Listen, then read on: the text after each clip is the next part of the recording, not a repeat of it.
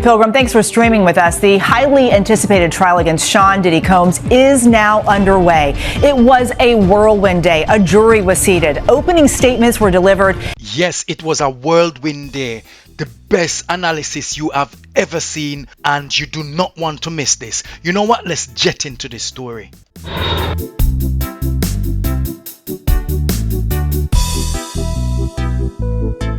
Welcome to Jet. So first and foremost, before we get into the best and most credible analysis of the Diddy and Cassie trial in her explosive testimony, give thanks to Yahweh and to Yahushua. Yes, man, they were once the talked about couple, visual on television, all different scenes, and at many different events. Sex was central to their relationship until they ended up here, right in the courtroom, where some have said that she turned against him. Some of the crimes that he has been charged with is racketeering, sex trafficking, and transportation to engage in prostitution. Sean Diddy Combs denied all the charges, and a man is innocent until proven guilty. Jet will be reacting to Viral Vision's account of Day 2 in Cassie's explosive testimony, courtesy of Inner City Press. What you're about to hear will shock you. The best evaluation of the events thus far. Viral Vision stroke Inner City Press put out their disclaimer for context and clarity. Before we begin, please be advised that viewer discretion is strongly recommended. None of the content presented here has been exaggerated or taken out of context. These are the exact statements made by the prosecution team and Cassie Ventura in a federal court on May 13th, 2025. Some words have been censored to comply with YouTube's guidelines. What you're about to hear is a voiced-over reading of the Day 2 testimony from the Sean Diddy Combs trial. Source: courtroom reporter at Inner City Press on X.com. All parties are presumed innocent until proven guilty. Listen at your own discretion. What you're about to hear is the full testimony given by Cassie Ventura today. The government calls Cassandra Ventura. How old are you? 38. What is your work? Musician and entertainer. How long were you with Sean? 10 years. Did you get in arguments? Yes, it would. Here the prosecution trying to build a scene. This is common and normal. You ask general questions to the witness to which you know that you would listen to the way they react to something that they know.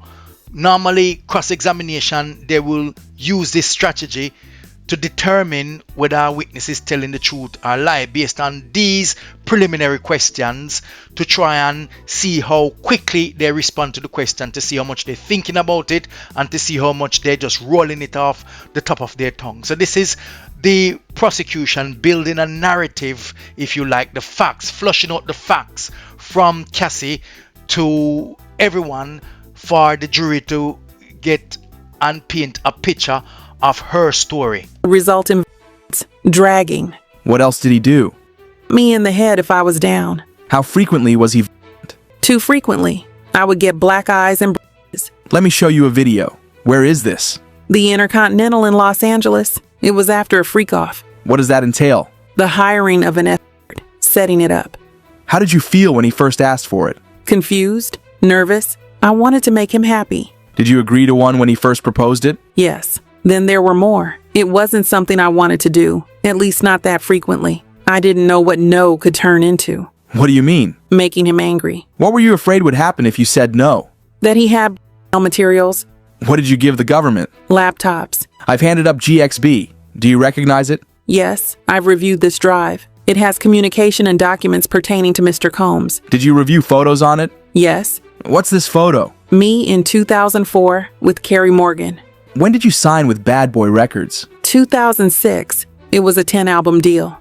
Did you release any after late 2006? No. Who's in this photo? Kim Porter. She was Sean's ex from before me and the mother of his children. Where did you celebrate your birthday in this photo? In Las Vegas. Carrie Morgan was there too. We're out on his patio on my 21st birthday. VMAs. What happened then? Sean kissed me in the bathroom. I ran back to my hotel. I told Carrie. When you got back to New York?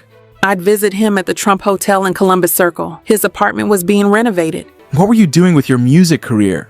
trying to come up with a concept. Sean called all of the shots. What is the age difference between you and Sean? 17 years. How did you feel when Sean invited you to hotels? Nervous, excited, like we were going to talk about music. He introduced me to... I didn't understand it. Did you visit Sean in Miami? Yes, I went with Carrie Morgan in Dallas, Austin. What did you and Sean do together? He gave me Blue Dolphin on a boat. Had you once before taken unintentionally? Yes, How did you take it unintentionally? it was in Gatorade. When you took it intentionally with Sean, how did it feel? Like rolling. At the time, what did you think? That we were spending a lot of time together. I thought we were monogamous. Was it made public? No, I was his artist. Also, his family, his children. Who was linked to him publicly? Kim Porter. How did Sean treat you at this time? We had fun. What was his lifestyle like? He had all these assistants. He could get things done. He traveled quite a bit. What's this photo? Sean and I at a strip club in New York, like 2007 or 2008. Halloween, How did Sean's moods vary? day to day. When it swung, could you describe it? Anger, zoning out. How did it impact you? Greatly. The next thing I knew, I was getting hit in the face. There was also psychological. He'd tell me to watch my mouth, change my face.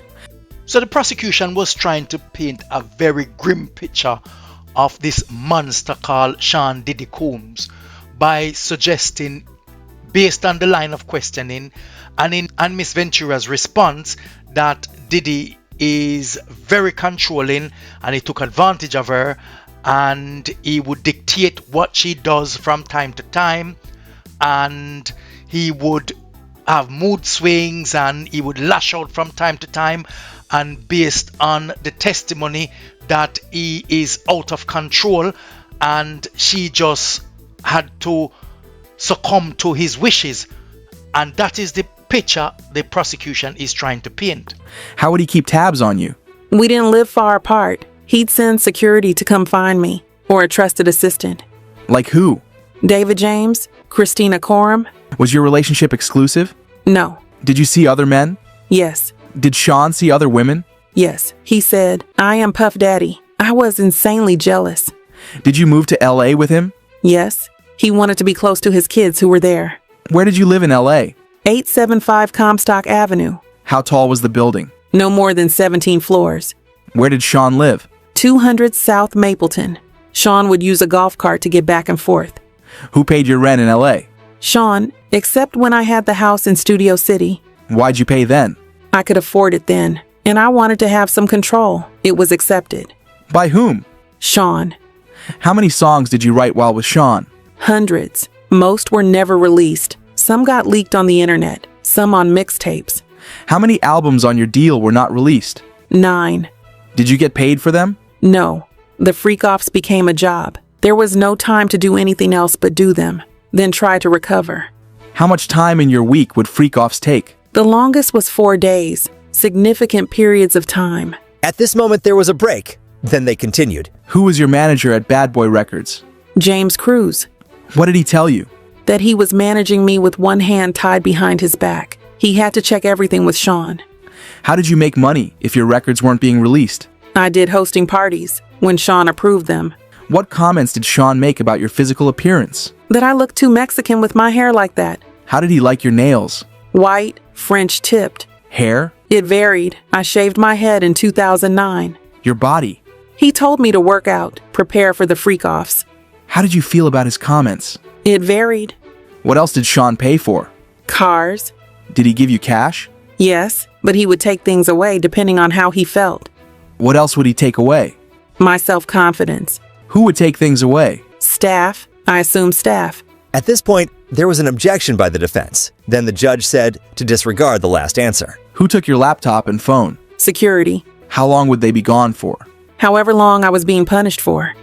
How often were you in contact with Sean's staff? Daily.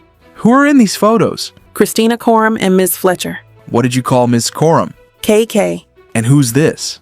D-Rock. He was Sean's security. How frequently were you in Sean's residences? All the time. If you have gotten this far, it means that you have a good attention span. It also means that you may have done well in school as well because you're paying attention. And share, man, share the video, man, share if you care.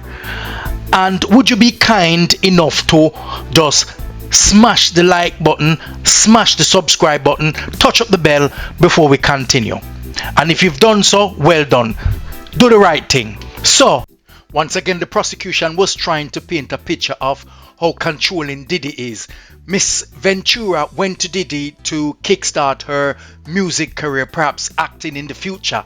But Diddy flipped it and turned her into doing freak-offs. In other words, sex with other people, other men, escorts and so on would come in and Diddy would watch and get his kicks from it based on what transpired further down into the testimony.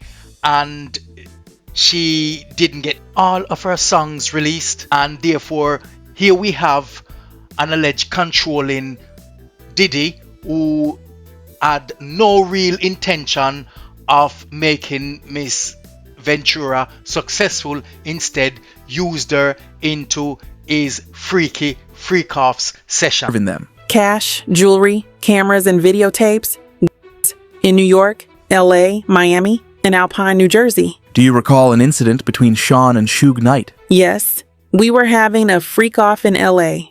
D-Rock came in and said Suge was down at a diner. Sean drove over there. What was your reaction? I cried, said don't do something stupid.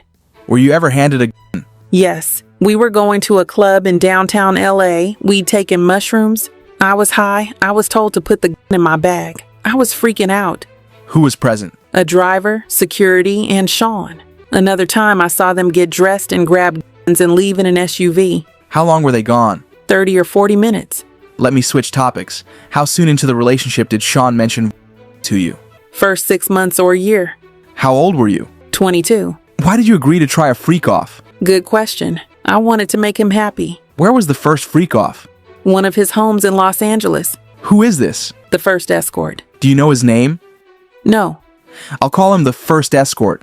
Were you aware he was paid? Yes, to dance and to have intercourse with me. What drugs did you take? Ecstasy and alcohol before things started. Did you disguise your appearance? Sean said we would disguise ourselves. I wore a masquerade mask. What was a session in a freak-off? Until the escort finished. How many sessions with the first escort? At least 2. How did you feel? I was high, so I didn't feel much. Dirty and confusion, and that he was happy with me. Why did you feel you couldn't say no? I didn't want to make him angry or upset after he'd shared this part of himself with me.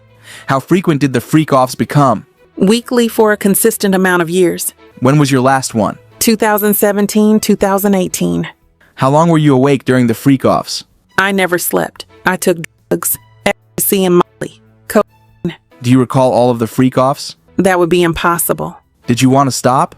Yes. I was humiliated. I didn't have those words then. I couldn't talk to anyone about it. Did you tell him you didn't want to?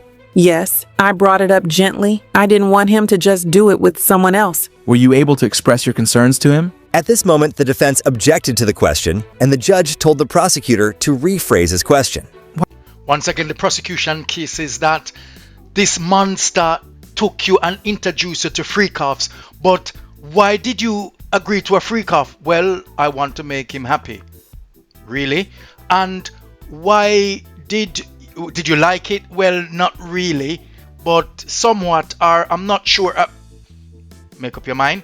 And did you tell him to stop? Well, yes, gently I tell him to stop. Perhaps she whispered, "Can you stop, please? I don't like freak-offs." The question is this sex trafficking and racketeering? As we continue with the testimony, let's hear what Cassie had to say. Although the testimony was explosive, let's continue to hear Cassie's turn of events. Why would you talk to him gently?